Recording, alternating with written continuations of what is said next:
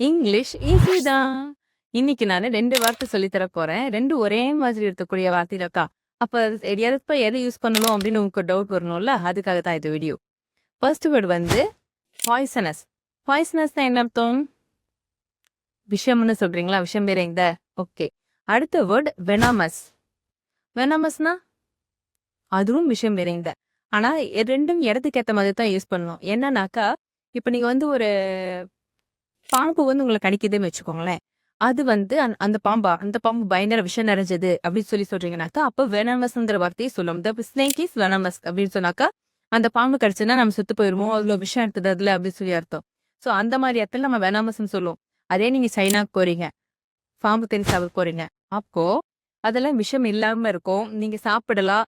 ஆனா இந்த பாம்பை சாப்பிட்டீங்கன்னாக்கா விஷமா இருக்கும். அது சாப்பிடக்கூடாது அப்படின்னாக்கா, அப்படி யூஸ் பண்ற வார்த்தை தான் பாய்சரஸ். சில இதெல்லாம் தொட்டாவே ஒட்டிக்கும். சில தவளைகள் எல்லாம் பாருங்க, அது பாய்சனஸ் ஃப்ராக் அப்படி சொன்னோம்னாக்கா, அந்த தவளை தொட்டிங்கனாவே உங்களுக்கு விஷம் வந்து உங்க உடம்புல ஏற ஆரம்பிச்சிரும். இந்த கேக் வந்து பாய்சனஸா இருக்குது அப்படின்னா, அது சாப்பிட்டீங்கன்னாக்கா அது விஷம் இருக்கும் அதுல அப்படி சொல்லி அர்த்தம். அந்த மாதிரி இடத்துலலாம் நீங்க பாய்சனஸ் அப்படிங்கிற அந்த வார்த்தையை யூஸ் பண்ணணும். அதுக்கு மாறா, அது வந்து உங்கள கடிச்சுது, அந்த மாதிரி ஏதாவது உங்க உடம்புல இருந்து விஷத்த இன்ஜெக்ட் பண்ண முடியும் அப்படின்னாக்கா, அந்த மாதிரி ஸ்பைடர்ஸ், தேள், பாம்பு அந்த மாதிரியான விஷயங்களுக்கெல்லாம் நீங்க என்ன சொல்லணும்? வெனவஸ். சரிங்களா? ஸோ டிஃபரன்ஸ் தெரிஞ்சுக்கோங்க.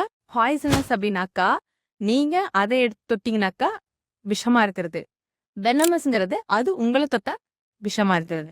That's the difference. டிஃபரன்ஸ் தெரிஞ்சு யூஸ் பண்ணுங்க. அப்படி பேசினா இங்கிலீஷ் ஈஸி தான். Thank you.